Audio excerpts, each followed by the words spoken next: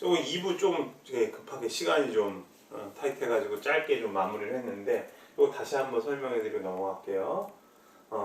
이마트 같은 경우 이 가치 사슬 단계를 봤을 때는 소매잖아요. 소매.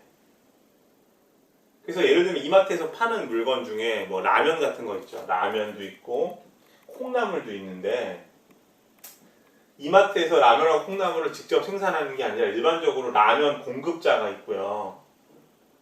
그 다음에 콩나물 공급자가 있잖아요. 풀무원 콩나물, CJ 콩나물 공급회사.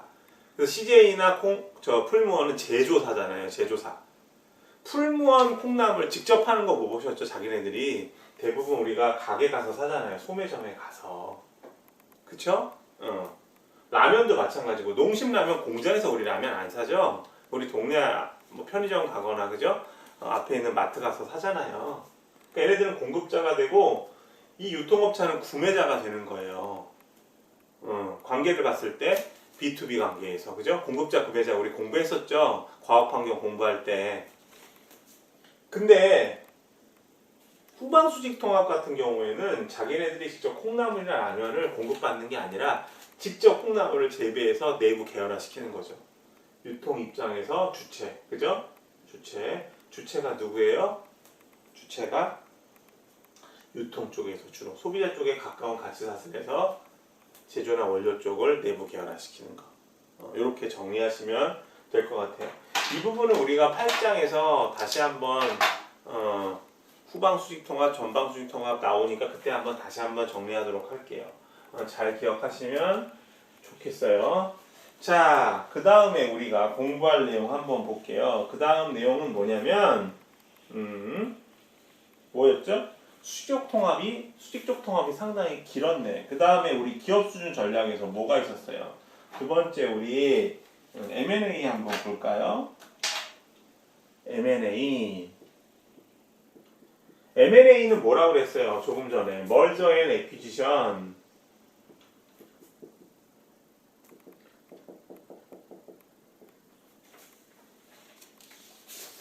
Merger and Acquisition. 그래서 인수라는 거, Acquisition. 인수는 뭐냐면 제가 필기를 할게요. 다른 기업의 주식이나 대부분의 기업들은 이제 회사 형태가 주식 회사니까 주식이나 기타 자산을 획득해서 그죠? 경영권을 보유하는 거예요. 경영권. 이걸 인수라고 그래. 그죠? 제가 예를 들어서 뭐 돈이 뭐 예를 들면 100경 정도 있다고 해봐요. 100경. 어마어마한 돈이죠. 100조도 아니고 100경. 그러면 어떻게 할 수 있어요? 제가 주식시장에 들어가서 삼성전자 주식을 하나씩 살 수 있죠. 그래서 예를 들어서 제가 한 50% 정도 삼성전자 주식을 획득했다고 해보세요. 100경으로 다. 그러면 제가 삼성에 있어서 경영권을 가질 수 있어요. 최고 주주니까. 그죠? 제가 직접 경영할 수도 있고 전문 경영자를 제가 할 수도 있고. 그죠?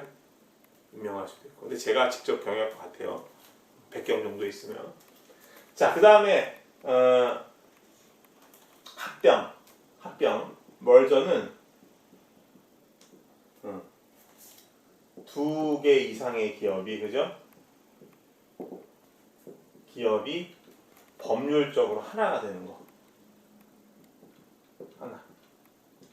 법률적으로 하나가 되는 거. 뭐 사례 상당히 많아요. 사례. 하나만 들어보면 여러분들 그 채널 중에 OCN이라는 영화 채널 아시죠? 그 다음에 채널 CGV라는 거 있죠.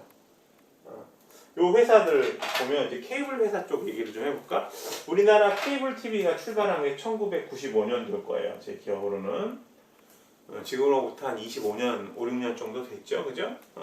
조금 있으면 30년 되겠다. 근데 이제 OCN은 어느 계열이었냐면 이제 동양 쪽 계열이었어요. 동양 그러면 우리 동양 시멘트도 생각나고 뭐 동양 오리온 이런 거 생각나죠? 이쪽 계열이었어요. 동양 계열이었고 지금 갑자기 제가 준비한 건 아닌데 생각이 나서 CGV는 잘 알다시피 우리 CJ 쪽이죠. 그죠? 처음에 이제 그 케이블 TV가 시작할 때는 채널을 각 회사가 하나씩만 갖고 있었거든요. 낚시면 낚시, 드라마면 드라마, 영화는 영화, 만화면 만화 이렇게. 근데 어느 순간 이제 두 회사가 채널들을 많이 보유하고 있었죠. 그래서 OCN도 한 4-5개 이상, 그다음에 CJ도 뭐 5-6개 이상 됐는데 CJ가 이 OCN까지 다 인수합병을 해요. 하나가 된 거죠. 회사가. 그래서 케이블 TV 쪽에 아주 강자로 떠올랐죠. 지금 그래서 CGV가 채널 거의 한 10개 정도 갖고 있을 거죠. 케이블 쪽에서. 어마어마한 거잖아요. 그것도 알짜만. 이런 게 합병. 그리고 우리가 이제 뭐 이 M&A 관련해서 하나의 이슈만 좀 말씀드리면 뭐 이런 것도 있어요. PMI라는 게 있어요. PMI. 포스트 머저 인테그레이션 그러거든요. 포스트 머저 인테그레이션. 우리말로 바꾸면 이게 뭐냐면 이게 후잖아요. 뒤후 합병. 머저는 인테그레이션은 통합이니까 합병 후 통합이야. 합병 후 통합. 합병 후 통합 과정을 우리가 PMI라고 해요. 그러니까 조금 전에 이야기했었죠. 그 OCN하고 CGV가 합병됐을 때 통합 과정. 그러니까 두 회사가 법률적으로 하나가 됐는데 이를테면 어떤 것을 우리가 인테그레이션 해야 되냐면은 OCN하고 CJ 문화가 서로 조직 문화가 달랐을 거 아니에요. 뭐 이 조직 문화가 크게 보면 그죠? 그러니까 조직 문화라고 얘기하는 거는 그 기업 분위기거든요. 예를 들면 뭐 복장 규정이라든가 우리 그 조직 설계할 때 조직 문화도 살짝 이야기를 해봤지만 조직 문화에 대해서 궁금하면 선생님 수업 조직행동 들으시면 돼요. 조직행동 그래서 자세하게 배우니까 복장 규정이라든가 뭐 일하는 방식이라든가 이런 것들을 이야기하는데 이게 서로 달랐을 거 아니에요. 서로 기업이 다르니까 뭐 일에 있어서도 예를 들면 뭐 CGV는 마케팅 쪽에 중점을 두는데 OCN은 이제 방송 쪽이니까 송출 쪽 그러니까 테크니컬한 쪽에 좀 중점을 둔다든가 이런 게 다 다를 거란 말이에요. 그 얼거니제이셔널 클라이밋이 조직 분위기가. 근데 그런 것들을 이제 두 회사가 하나가 됐으니까 통합하는 과정이 필요하겠죠. 예를 들면 아니면은 뭐 선생님은 지금 이제 주로 이제 인사 쪽으로 많이 접근을 하는데 전략이나 아니면은 뭐 직급 체계도 다를 수도 있고 여기는 예를 들면 뭐 부장, 과장, 대리, 뭐 사원 뭐 이런 식으로 이제 직위 체계인데 여기는 뭐 책임 선임으로 간다든가 그러면 이런 직위 체계도 좀 통합시켜야 되고요. 급여 차이도 많이 날 수 있잖아요. 여기서는 대리가 예를 들면 한 달에 뭐 300만 원 받는다. CGV는 예를 들어서 500만 원 받는다. 그러면 이런 것도 좀 조정을 할 필요가 있죠. 이런 것들을 다 우리가 PMI라고 이야기를 해요. 그러니까 합병되는 것도 중요하지만 그 후에 여러 가지 과정. 남북한이 통일됐을 때 통일되는 거 상당히 좋지만 그 이후에 해야 될 작업이 상당히 많잖아요. 그죠? 예를 들면 뭐 행정구역도 정비해야 되고 그죠? 북한은 또 어떤 산업을 또 확충시켜야 되는가, 그죠? 뭐 북한 같은 경우에는 뭐 지하 자원이 좋고, 그 다음에 산악 지역이 많으니까 겨울에 레저 스포츠를 즐길 수 있는 뭐 관광지를 개발한다든가 이런 게 예를 들면 우리 대한민국의 PMI가 되겠죠. 자, 이렇게 정리를 한번 해보시면 되겠습니다. 자, 그 다음에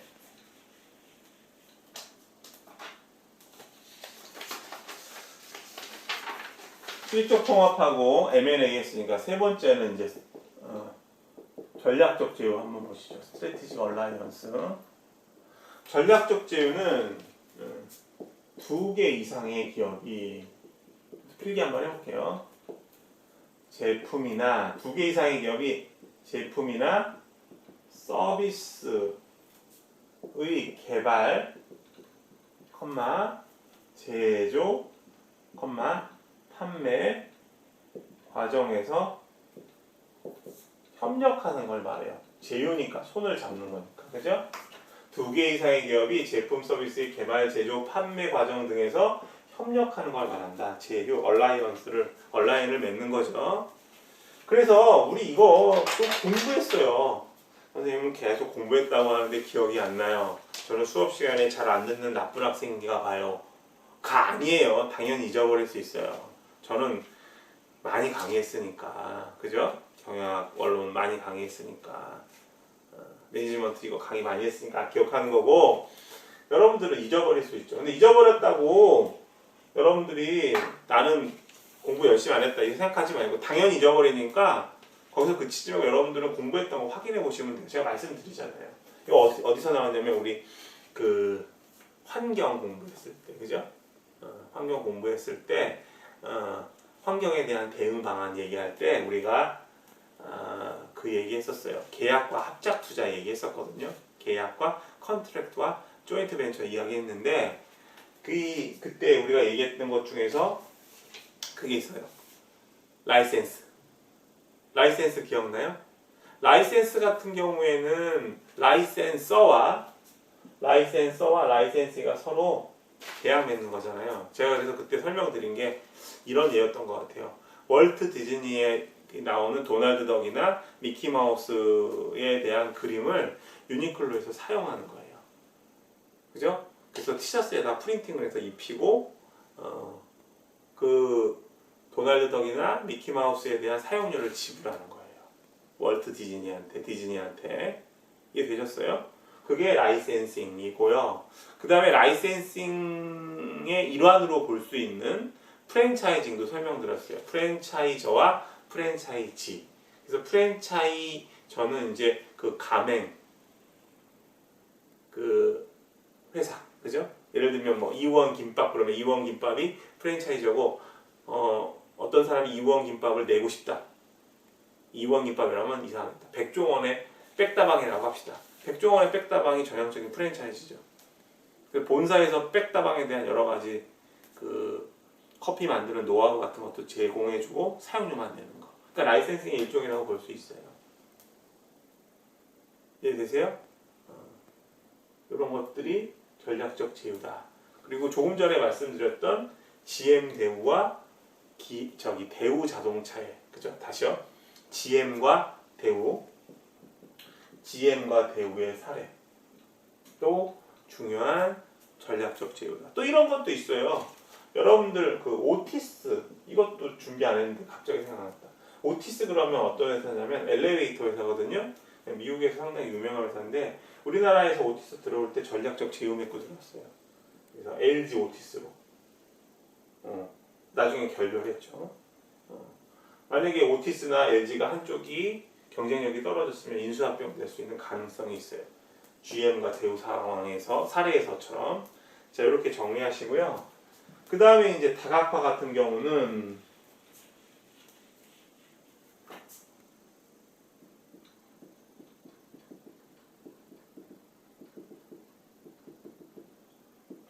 관련 다각화하고 related diversification하고 unrelated 비관련 다각화 잘 정리해 주시면 돼요.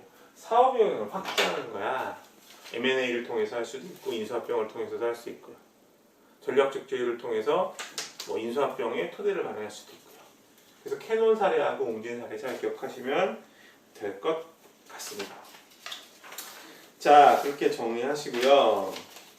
그래서 기업 순회 전략을 봤어요. 자, 다시 한번 정리를 해보면 전략 선택에 있어서는 기업 순회 전략과 사업 순회 전략을 우리가 생각해 볼 수 있다. 다시 얘기하면 기업 순회 전략을 취할 수도 있고 이를테면 기업 전사 수준에서 M&A를 꾀할 수도 있고 수직적 통합을 도모할 수 있고 전략적 제휴를 맺을 수도 있고 다각화를 생각해 볼 수도 있다. 그리고 사업부 수준에서는 다른 기업과 제품과 서비스를 갖고 경쟁하는 거니까 저비용 전략을 선택할 수 있고 제품 차별화 전략을 선택할 수 있다. 이해되셨어요? 근데 그런 것들을 선택하려면 틀을 짜야겠죠. 스트래티직 프레임을 만들어야겠죠. 이해되셨어요? 자, 그래서 이번에 뭘 설명해 드리면 돼요. 이번에는 비즈니스 레벨. 그래서 제가 7장의 5페이지에 있는 전략 구현의 로드맵이 중요하다고 말씀을 드린 거예요. 자, 우리 핸드아웃 13페이지 한번 보세요. 13페이지 보시면은 사업부 수준의 전략이라고 나오죠. 그래서 사업 순회 전략은 제품이나 서비스의 가격, 비용 낮추는 저원가 전략과 제품이나 서비스에 대해서 고객들이 인식할 수 있는 가치보다 더 높은 가치를 창출할 수 있는 제품 차별 전략으로 나누어 볼 수 있다는 이야기를 했어요. 자, 그래서 그냥 우리 로우 코스트라고 쓸게요. 간단하게. 로우 코스트하고 코스트 리더십 비즈니스 스트래티지하고는 같은 개념이다라고 보시면 돼요. 자, 그래서 내용 한번 볼게요. 생산량이 많은 기업은 대규모의 설비를 구축하기 때문에 그렇지 않은 기업보다 생산 원가를 낮출 수 있다. 이게 무슨 개념이냐면요. 옆에다 써보세요. 이코노미 오브 스케일. 우리말로 얘기하면 규모의 경제라고 해요. 그러니까 쉽게 말하면 규모의 경제는 어떤 개념이냐면 생산량을 많이 하면 원가가 낮아진다는 거예요. 그림 한번 그려볼게요. 14페이지 같이 보셔도 좋아요. 지금 이제 그림을 보면 이 세로축 Y축이 뭐냐면은 per unit cost of production 단위 원가네요. 그죠? 단위 원가 per unit cost of production 생산의 단위 원가 정확하게 이야기하면 그리고 오른쪽은 이제 volume of production 생산량이죠. 그죠? 생산량 그러니까 생산량이 증가할수록 단위 원가가 점점 줄어든다는 거예요. 그러니까 우리가 저원가 전략을 쓰려면은 일단은 어떻게 돼요? 생산량을 많이 늘리는 게 좋다. 개념을 한번 보실까요? 지금 이제 신라면이 아니라 다시요. 운동화를 보면 예를 들면 운동화 깔창이 이렇게 생겼죠. 보통 깔창 분리되는 경우가 많아요. 뭐 붙어 있는 경우도 있지만 그러면 깔창 보면은 여기 밑에 뭐 이렇게 고무 같은 거 있고 위에 천 하나 이렇게 씌워져 있죠. 그러면 이 깔창 고무판을 찍을 때 어떻게 하겠어요? 신발 공장에서는 고무판 큰 거를 하나 사올 거예요. 그죠? 그리고 이렇게 하나를 찍어. 자, 그 시점이 어딜까? 이 그래프로 얘기하면 이 지점일 것 같아요. 이 지점. 이 고무판 예를 들어서 뭐 10만 원이다. 그러면 10만 원에 하나 찍었을 때 생산량이 하나일 때 단위 원가는 높아질 거라고요. 그죠? 두 개 찍으면 단위 원가가 떨어지겠지. 이렇게. 그죠? 이해돼요? 붙어 있겠지만. 그러다 계속 찍으면 어떻게 돼? 단위 원가가 계속 내려가겠지. 계속 하면. 그죠? 10만 원짜리에 깔창 하나 찍는 것보다 계속 찍을 수 있잖아요. 이 깔창 모양 하나 둘, 셋, 넷, 다섯, 여섯, 일곱, 여덟, 아홉, 열 이런 애들 쭉 이렇게. 그럼 단위 원가가 생산량이 늘어나면서 계속 낮아지다가 이 지점이 어디야? 제일 낮아지는 지점이. 마지막 딱 찍었을 때 깔창 모양으로 이 고무판을. 그래서 다시 높아지죠. 왜 높아지나? 다 찍었으니까 이 10만 원짜리 하나를 더 사와야 되잖아요. 그러니까 일시적으로 가격이 올라갔다가 또 내려가고 이렇게 되겠지. 이해돼요? 그래서 규모의 경제라는 거는 딴 개념이 아니고 단위 원가가 생산량이 많을수록 점점 줄어드는 것을 말해요. 자, 그래서 규모의 경제가 가능할 때 저비용 전략을, 저원가 전략을 우리가 사용할 수 있다. 이렇게 이야기할 수 있는 거죠. 그죠? 잘 기억하시고요. 14페이지 나온 김에 계속 볼까요? 대량 생산에 적합하다. 그쵸? 예를 들면 소량이 적을 때는 규모의 경제 효과가 잘 안 나요. 그죠? 수량이 많을수록 우리가 제품을 이제 싸게 구입하는 경우 공동구매도 마찬가지잖아요. 개인적으로 한 사람이 어떤 제품을 구입하는 것보다 여러 사람이 공동으로 구입하는 게 가격을 더 저렴하게 우리가 살 수 있죠. 그것도 일종의 규모의 경제라고 이야기할 수 있어요. 그래서 대량 생산에 적합하다. 그죠? 그런데 제품의 종류가 많을 때는 역시 또 규모의 경제가 어려울 수 있어요. 제품의 종류가 많으면 그 종류별로 생산을 많이 하기가 어렵잖아요. 가급적이면 어떤 제품이나 서비스, 특히 제품의 경우는 종류를 줄이는 게 더 유리하겠네요. 기업에서 제공하는 제품의 수가 적고 대량으로. 이른바 다품종, 그죠? 다품종이 아니죠. 소품종 대량 생산이죠. 소품종 대량 생산. 수요 및 기호의 변화. 수요 변화가 작고, 그죠? 수요가 변화가 작다는 거는 생산량이 많으면 많을수록 좋은데 어떤 순간에는 늘어나지 않고 줄어드는 경우, 등락폭이 되게 심하다. 꾸준하지 않고. 그리고 소비자의 기호가 자주 변하면 소비자들의 기호에 맞는 다른 기능이 추가된 제품을 계속 만들어야 되니까 다품종 쪽으로 가겠죠. 그래서 규모의 경제가 어렵다. 이렇게 보시면 돼요. 14페이지 그림은 간단하게 볼게요. 지금 규모의 경제가 왜 발생하는지 우리가 설명도 더 드릴 수 있는데 그 개념은 좀 시간이 걸리고 이해하기에 좀 어려우실 수 있으니까 그거는 좀 제외를 하고요. 여러분들 규모의 경제는 생산량이 늘어날수록 단위효과가 감소한다. 요것만 잘 기억하시면 될 것 같아요. 자, 그 다음에 두 번째. 경쟁사들이 제공하는 제품 품질이 유사할 때 효과를 발휘할 수 있다. 조금 전에 설명드린 거네요. 예를 들면 이런 거죠. 삼성하고 LG에서 생산하는 TV가 있다고 해봅시다. 그러면 여러분들 마음속에 예를 들면 55인치 TV가 있다고 해봐요. 그러면 삼성 거는 예를 들어서 100만 원이고 LG 거는 80만 원이다. 그러면 여러분들은 어떤 거 구입하세요? 대부분의 사람들은 80만 원. 나는 삼성 제품이 너무 좋고 삼성이라는 브랜드가 나는 거의 나의 정체성이야. 이런 분들은 100만 원을 주고도 삼성 제품 구입하실 수 있겠지만 55인치 제품이고 그리고 기타 나머지 기능이 거의 유사하다고 하면 우리는 가격이 저렴한 제품 살 거 아니에요. 그죠? 근데 이 얘기는 뭐냐면 이걸 만약에 LG가 아니고 예를 들면 우리가 알지 못하는 회사 어떤 별표라는 브랜드가 있다고 해보면 별표라는 브랜드라고 하면 별표라고 합시다. 우원전자라고 한번 해봅시다. 그러면 80만 원대도 안 사고 60만 원대도 안 사고 한 20만 원 되면 살 거예요. 그죠? 그럼 20만 원 정도에 만약에 판매를 한다고 하면 이익이 남는 게 없겠죠. LG 같은 경우에는 생산량을 많이 늘려서 80에 팔아도 이익을 날 수 있겠지만 무슨 얘기냐면 제품 기능이나 회사 브랜드 이미지 이런 것들이 비슷비슷할 때 정가 전략이 확실히 쓸모가 있다는 거죠. 그죠? 소비자들 입장에서 우원전자 TV 55인치 삼성에서 100만 원 받는 거 20만 원에 사면 좋지만 우리 기업 입장, 우원전자 입장에서는 좋지 않잖아요.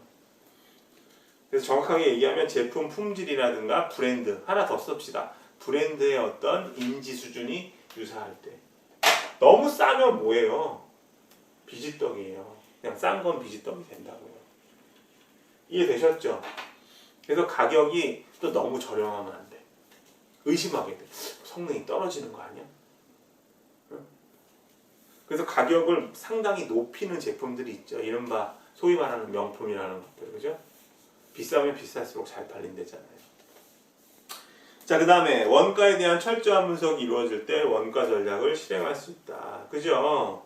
그래서 제가 그런 말 드린 적 있을 거예요. 우리가 마케팅 얘기할 때는 회계도 잘 해야 된다. 왜냐하면 우리 마케팅에서 가격 정하는 거 상당히 중요하거든요. 그 원가 얘기 알아야죠. 그리고 또 마케팅 잘하려면 뭐 또 해야 돼요? 통계도 잘 알아야 돼요. 그죠? 소비자들의 어떤 기호나 그다음에 선호하는 것들을 파악하려면 통계 자료를 잘 우리가 활용할 수 있어야 돼요. 데이터를 통해서. 빅데이터도 많이 필요하겠죠. 자, 그 다음에 마지막으로 조직 구성원이 원가 절감에 참여할 수 있도록 조직 입장에서는 노력을 기울여야 된다. 당연한 얘기고요. 칸이 좀 남아서 좀 써놓은 말이에요. 무시하셔도 좋아요. 자, 그 다음에 이거 빠뜨렸구나. 15페이지 15페이지 그림도 빠뜨렸구나. 규모의 경제하고 비슷한 개념이 또 하나 있는데 비슷하진 않아요. 혼동하기 쉬운 개념이 있는데 이른바 이걸 뭐라고 하냐면 익스피리언스 커브 이펙트라는 게 있어요. 우리가 experience라는 말 대신에 경험이라는 말도 써요. 학습 곡선 효과 혹은 경험 곡선 효과, experience curve effect 혹은 learning curve effect, 학습 곡선 효과. 이건 뭐냐면 그림은 규모의 경제하고 유사한데 이 생산량이 내려갔다가 올라가지 않고 계속 내려가고요. 그냥 생산량이 아니라 누적 생산량이에요. 누적 생산량. 누적이라는 말이 중요해요. 거기 그 핸드아웃 보면 오타가 났네요. 큐멀레이티브예요. 누적의해서 거기 보면 L이 하나 더 붙어 있어요. 고쳐주시고요. 누적 생산량 14페이지. 여기는 단위원가. 무슨 얘기냐면 생산량이 늘어날수록 누적돼서 한 번에 생산하는 게 아니라 누적된 거. 예를 들면 2007년부터 생산하기 시작했어. 어떤 제품을 2007년, 2008년, 2009년, 2010년, 11년, 12년, 13년, 14년, 15년, 19년, 20년, 21년, 20년 쭉 생산할수록 단위원가가 줄어드는 걸 말해요. 이유가 뭘까요? 이런 걸 예로 들어 볼 수 있겠다. 만두 여러분들이 직접 만들어 보셨어요? 저는 이제 연애할 때 와이프가 제가 가끔씩 이제 와이프를 집으로 초대해서 음식을 많이 만들어 줬거든요. 지금 생각해 보면 제가 음식 때문에 결혼한 것 같아요. 와이프가 제가 하는 음식에 상당히 만족을 하더라고요. 그래서 어느 날은 이제 와이프가 연애할 때인데 오빠 만두가 먹고 싶어요. 뭐 이 이야기를 해요. 그래서 알았어. 만두 어디서 먹을까 했더니 오빠 직접 만들어 달래요. 그 전에 제가 몇 개 해준 음식들이 있거든요. 상당히 맛있었나 봐요. 그래서 만두를 만드는데 만두 만들 때 이제 만두 피도 만들어야 되고, 그죠? 피 사서 하면 편하지만 또 밀가루 반죽해서 먹으면 또 더 맛있죠. 밀가루 반죽은 계속 반죽하고 치대고 이럴수록 쫄깃쫄깃해지니까. 그리고 이제 고기도 있고, 그 다음에 뭐 당면도 들어가고, 그 다음에 뭣도 들어갈까요? 뭐 부추, 김치 뭐 이런 거 들어가잖아요. 이런 것들을 이제 섞어서 만들어야 되는데 시간이 상당히 많이 걸렸어요. 자, 여기서 마치고요. 4부 이어서 할게요.